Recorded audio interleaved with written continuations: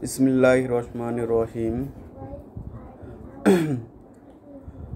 মুমিন ও কাফিরের মধ্যে পার্থক্য।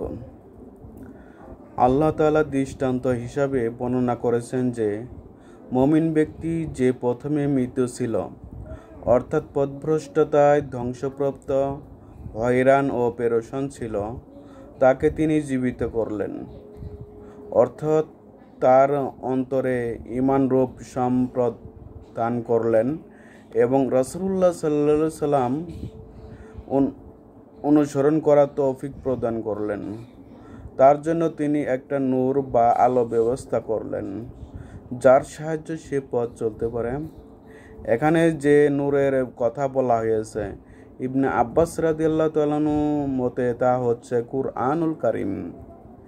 এই কথা বর্ণনা করেছেন আল আউফি রহমতুল্লাহ এবং ইবনে আবি তালহা রহমতুল্লাহ তাবারি। সুদী রহমতুল্লাহ বলেন যে ওই নূর হচ্ছে ইসলাম। তাবারি। তবে বিশ্লেষণের দিক দিয়ে উভয়টাই ঠিক। এই মুমিন কি ওই ব্যক্তির মতো হতে পারে যে সে অজ্ঞতা ও বিভ্রান্তি অন্ধকারে নিমজ্জিত রয়েছে? সেই অন্ধকারে বের হওয়ার তার জন্য কখনো সম্ভব না। যেমন নবী করিম সাল্লাল্লাহু আলাইহি সাল্লাম বলছেন, আল্লাহ তাআলা স্বীয় মাখলুককে অন্ধকারের মধ্যে সৃষ্টি করেছেন, তারপর তিনি ওর উপর আলো বর্ষণ করেন। যে ব্যক্তি ওই নূর বা আলো পেল তা হিদায়াত লাভ করল,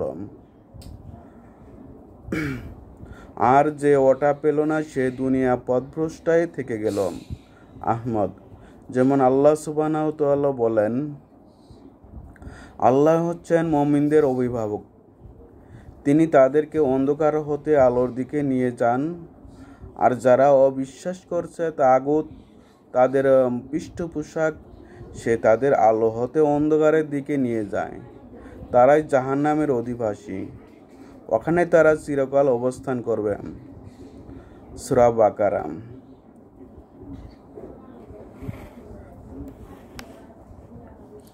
যে ব্যক্তি মুখে ভর দিয়ে ঝুঁকে চলে সে কি ঠিক পথে চলে?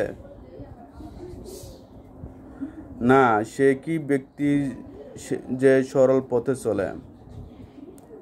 মহান আল্লাহ আরো বলেন, উভয় সম্প্রদায়ের দৃষ্টান্ত এইরূপ যে এক ব্যক্তি যে অন্ধ ও বধির এবং আর এক ব্যক্তি যে দেখতেও পায় এবং শুনতেও পায়, ওই দুই ব্যক্তি কি তুলনায় সমান হবে? তবু কি তোমরা বোঝো না? সূরা উহুদ।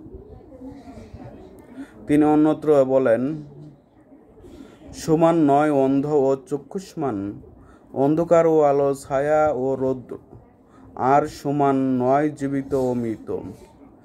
আল্লাহ যাকে ইচ্ছা শ্রবণ করান তিনি শুনতে ও সমর্থন হবে না যারা কবরে রয়েছে তাদেরকে। তুমি একজন সতর্ককারী মাত্র। সূরা ফাতির।